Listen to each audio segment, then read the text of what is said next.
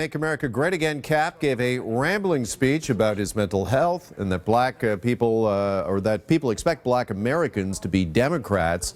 West displayed the same flattery on a recent appearance on Saturday Night Live when he defended Trump in a rant.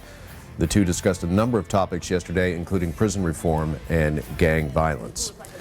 Well, in his first Canadian broadcast interview since he was voted out of office 3 years ago, former Prime Minister Stephen Harper has sat down with our Ottawa bureau chief and host of the West Block, Mercedes Stephenson, to discuss his brand new book, Right Here, Right Now. And Mercedes Stephenson is right here, right now to discuss this with us.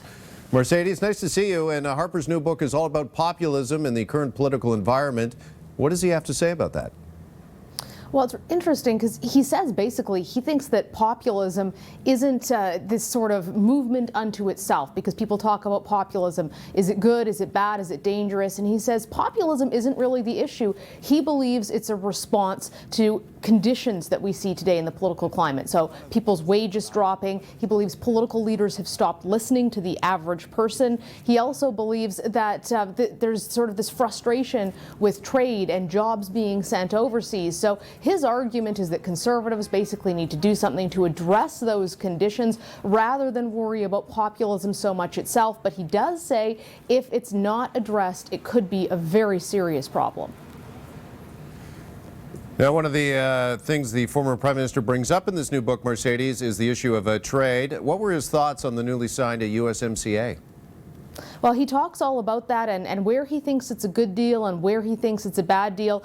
He certainly thinks that it's a good deal for the U.S. Stay tuned to see what he thinks about Canada. But one of the parts of that deal we talked about is the clause that would prevent Canada from signing an agreement with a country like China. And that's because it's not considered to be a free market economy. And it's something that Stephen Harper talks about a lot in his book, China. He believes that Canada should be very careful in how it does trade with China, and that China represents a significant potential economic threat to the world. This is part of what he had to say about the caution that should be taken when dealing with that country.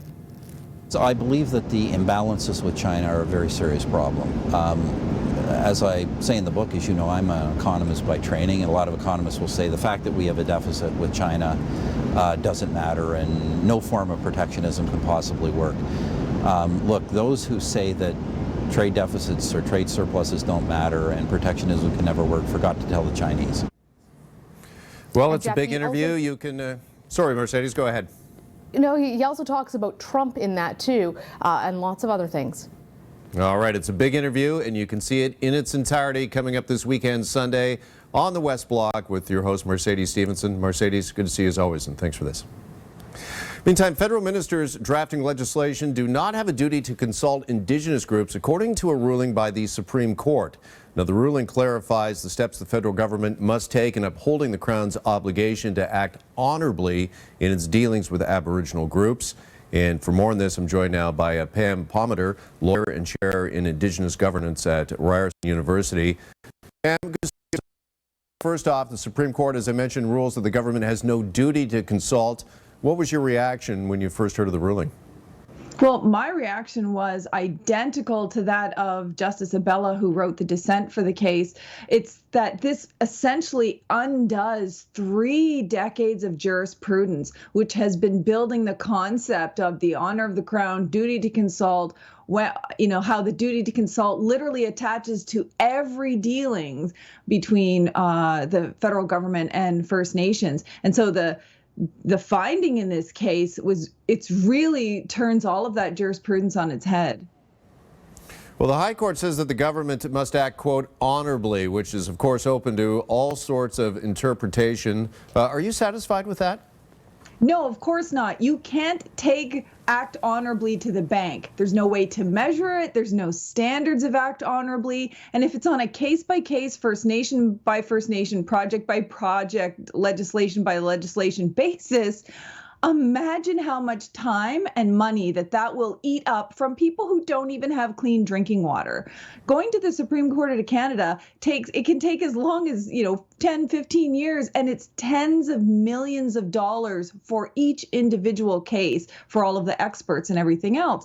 It makes no sense that the Supreme Court of Canada for 3 decades would say you have this duty to consult so that you prevent harm to rights.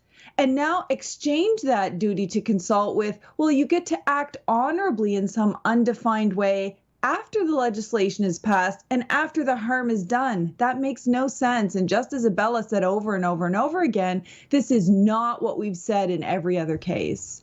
Yeah, several First Nations leaders have voiced their displeasure with the ruling from yesterday, and I'm just wondering, I'd like your take on how you think this might affect relations moving forward, and what, if anything, does this mean when it comes to reconciliation?